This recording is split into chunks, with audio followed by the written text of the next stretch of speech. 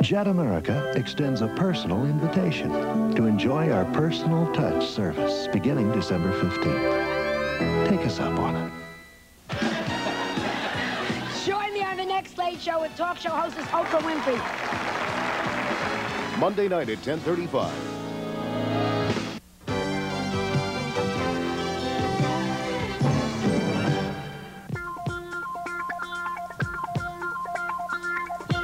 From the Twin Cities, this is the Upper Midwest first look at tonight's news. This is Primetime News. Good evening, everyone. Thanks for joining us tonight. I'm Rod Grant. And I'm Heather Harden. Coming up tonight on Primetime News, a verdict in the temple of former People's Temple and Jonestown cult member Larry Layton. Some new pink slips will soon be going out at the state capitol. Also, a new study reveals big problems in the way the U.S. tests for drunk drivers, and a local charity prepares itself for an enormous number of needy this holiday season. But topping our news tonight, President Reagan says that he would welcome the appointment of an independent counsel to look into the Contra-Iran affair, if that's what the Justice Department is recommending. The president has ordered the National Security Council to suspend secret operations while a review board studies its role in the deal. And the Senate Intelligence Committee today questioned a key player in the controversy. We have two reports tonight, beginning first with CNN's Frank Sesno. President Reagan, trying to put his house back in order, has directed his National Security Council to cease operational involvement in sensitive diplomatic, military, or intelligence missions. The president told his Special Review Board to study whether and under what circumstances the NSC should be so involved. You will have the full cooperation of all agencies of the executive branch and the White House staff in carrying out your assignment. The board members say their questioning may include the president himself. The president will be available to respond to questions from us. He has pledged his cooperation. We are free to put questions to anybody we choose to within the government, and we will do that.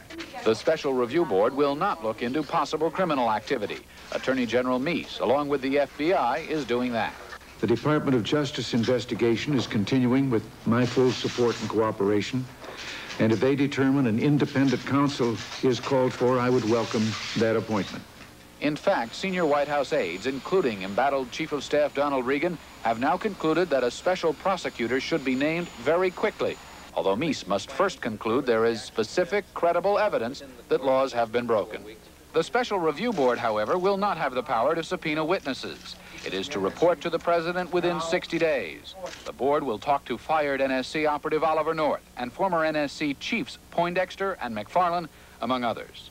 During his Senate career, John Tower was McFarland's boss, and that has raised questions of possible conflict. I intend to pursue this inquiry with cold objectivity. My loyalty to my country exceeds my loyalty to any individual or any partisan endeavor. Meanwhile, questions persist about what the president meant when he said last Tuesday he was not fully informed about what was going on. Well, does that mean you had no knowledge at all? That's what I said. In fact, the president has not said that. So reporters requested White House spokesman Larry Speakes to ask bluntly if Reagan had any knowledge of the Swiss bank account Contra funding matter. Reagan's reply, "You can tell them flat out that I had no knowledge whatsoever of it until Ed Meese briefed me on it Monday afternoon." The president tells Time magazine the crisis gripping his presidency is little more than a beltway bloodletting, referring to the roadway encircling Washington and which often defines it. But it's been learned that top political advisors and Mrs. Reagan are now telling the president the crisis is very real and he must come to grips with it. Frank Sesno, CNN, the White House. Among the day's first witnesses, former National Security Advisor Robert McFarland, who says he learned about the secret diversion of Iran arms money last spring, and Oliver North, the Marine Lieutenant Colonel, fired from the National Security Council staff and described by Attorney General Meese as the key figure in the cash transfer to Central America. McFarland spent about 6 hours with the committee. Another prime witness expected to be heard from this week is Admiral John Poindexter, who resigned last week as National Security Advisor. Poindexter reportedly failed to look into the Iran-Contra connection, though he knew about it. The first phase of the Intelligence Committee probe is scheduled to last 2 weeks. Meanwhile, there was growing agreement on Capitol Hill Monday over the need for a select committee to investigate the Iran affair, but disagreement over calling a special session of Congress. Incoming Democratic Senate Leader Robert Byrd is against it. I think that would send the wrong signal. It would create an atmosphere of crisis. It isn't necessary. Outgoing Republican Senate Leader Robert Dole, reflecting GOP political worries, favors a special session. The party has some stakes in this also. We certainly want to be helpful to the president, but we have also a party interest, and we'd like to get moving on it. Gene Randall, CNN on Capitol Hill. Meanwhile, Anglican Church envoy Terry Waite says he's renewed his efforts to free the hostages. He told reporters today that the controversy about the U.S. dealings with Iran and Nicaragua has frayed some of his Shiite Muslim contacts, but he says he doesn't think his work has been undermined. The U.S. Supreme Court is going to take up the issue of whether the federal government has the right to withhold any highway funds from states that refuse to raise the minimum drinking age to 21. South Dakota authorities say that practice unconstitutionally weakens state powers. The federal law aims to reduce drunken driving deaths among teenagers. National figures on drinking-related fatal accidents are inaccurate and misleading. That is the conclusion of a study released over the weekend by the Crime Control Institute. It says less than half of the drivers in fatal traffic accidents are tested for alcohol, and as Steve Goodspeed reports, the concern is that we don't have a clear picture of the drunk driving problem. National Transportation Department figures indicate the percentage of traffic fatalities involving drunk drivers has gone down over the past several years. But the authors of the report by the Crime Control Institute say the numbers are wrong because so many drivers are not tested. The report says that nationally in 1984, only 3/4 of all dead drivers were tested for alcohol, and among surviving drivers, only 1/4 were tested. Minneapolis Police Chief Tony Boza chairs the Institute and says with so few drivers tested, we don't really know the severity of the problem. They're looking at an iceberg, the tip of which is the fatal accidents, the mass of which on the water is an enormous carnage in terms of tremendously serious injuries, paralysis, accidents, property damage. And we think we're looking at that tip and seeing it clearly, but we're not. The report also indicates that many repeat offenders are overlooked because national figures only look at previous offenses in the past 3 years. Yet in Minnesota, where records go back 8 years, 1/4 of all drunk drivers in fatal accidents are repeat offenders. Those behind the drunk driving report hope it will prompt some law changes in states across the nation, convincing citizens that drunk drivers continue to be a huge threat on the nation's highways. Steve Goodspeed, Channel 9 News, the Twin Cities. And the president of the Crime Control Institute, which put together this study, is Professor Lawrence Sherman of the University of Maryland. He's with us here tonight. Mr. Sherman, thank you very much for taking your time to be with us. What about the figures? You say they're no good at all as far as what the federal government is saying, that the numbers are down. What is wrong with the figures that the government is giving us? Every year they're telling us precisely how many people are supposedly killed in drunk driving-caused accidents. And that makes us assume that we're testing all drivers in fatal accidents. The fact is we're not even trying to test and detect and prosecute drunk driving and fatal accidents. The state laws in most states prohibit the police from conducting a test unless somebody shows visible signs of slurred speech or they can't walk straight. Many alcoholics and others are quite capable of being drunk and driving poorly but not showing the visible signs of intoxication. So what we need is tougher state laws that allow the police to test everybody who drives in a fatal accident. So we're talking about federal numbers, but they boil down to state law. So what are the variances among states? And they're the ones that have to control these figures. And where does Minnesota stand? Which are good states in testing and which are bad? Well, Vermont's about the best. They're the only state with a law that empowers police to test everybody in a fatal accident. And the state of Delaware has a medical examiner's policy. But after that, you have 40 states that require testing dead drivers. But most of those states aren't in compliance. And Minnesota does test the majority of their drivers.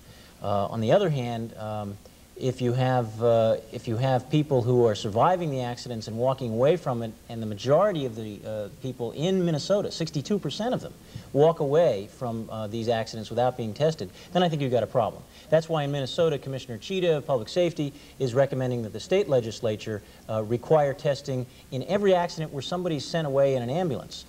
Because they might die at a later point. And that kind of testing is going to lead to the prosecution of more people and better counting. But the important thing is that we catch the drunk driver and prevent them from doing it again and killing somebody else. Okay, thank you very much, Professor Lawrence Sherman. Thank you very much. Back to Heather. Still ahead tonight, some interesting results of a new survey of American handgun owners. And Kevin Burns reports on a group of Republicans at the state capitol looking for work, and they're not politicians. Stay with us. We work days and nights together, and you become a family.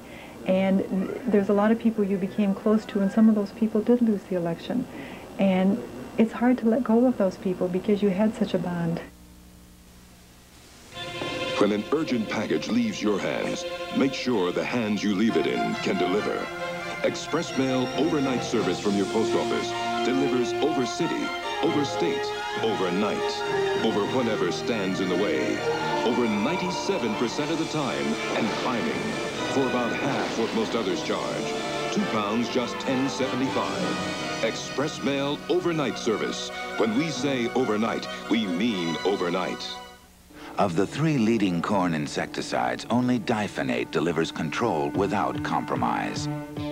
Lorsban compromises on consistent rootworm control, and Counter compromises by just suppressing cutworms. But diphenate controls cutworms without compromise and controls rootworms without compromise. And diphenate is guaranteed. Take control with diphenate.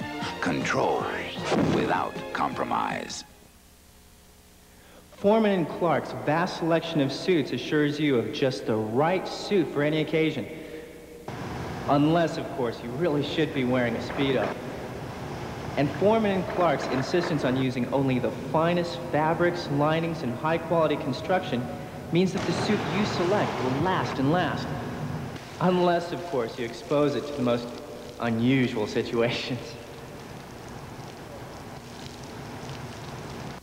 Farm Tough Deutsch Alice, rated by leading American and Canadian consumer magazines as having the very best in walk-behind snowblowers, offers 7 different models, ranging from 3.5 to 8 horsepower, with a space-age cab available, along with many tractor-mount snowblowers and blades.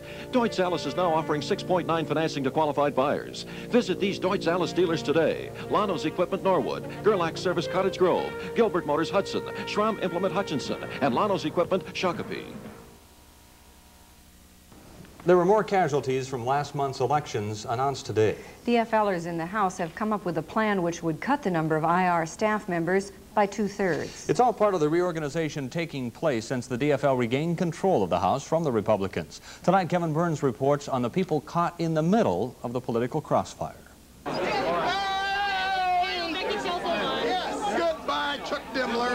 It wasn't only politicians who were voted out of office last month. Republican staff members now face prospects of joining another minority, the unemployed. It's tough. It's a hard time of year to look for a job. With Christmas, people are getting ready for Christmas and they're not interested in interviewing people. And you never know till the last minute, so you really didn't prepare. It's the job of the majority leadership to determine the staff size for both caucuses. For the last 2 years, DFLers have employed 48 permanent staff members. That number will jump to more than 100 since they're now in the majority. IRs have carried about 100 permanent employees for the last 2 years.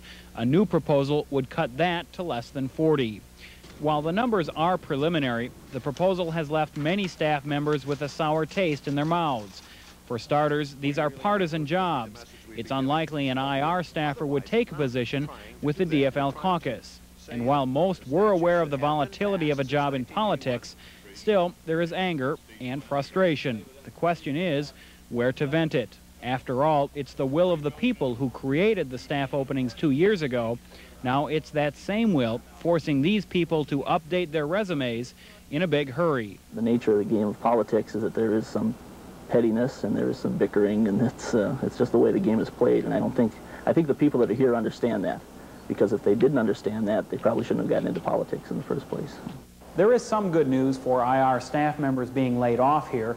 With their experience, most should be able to find new jobs fairly quickly. And when they do, no doubt it'll be for a lot more money than they're currently making. Kevin Burns, Channel 9 News, at the Capitol. MTC workers have accepted a new contract averting the possibility of a strike later this month. Members of the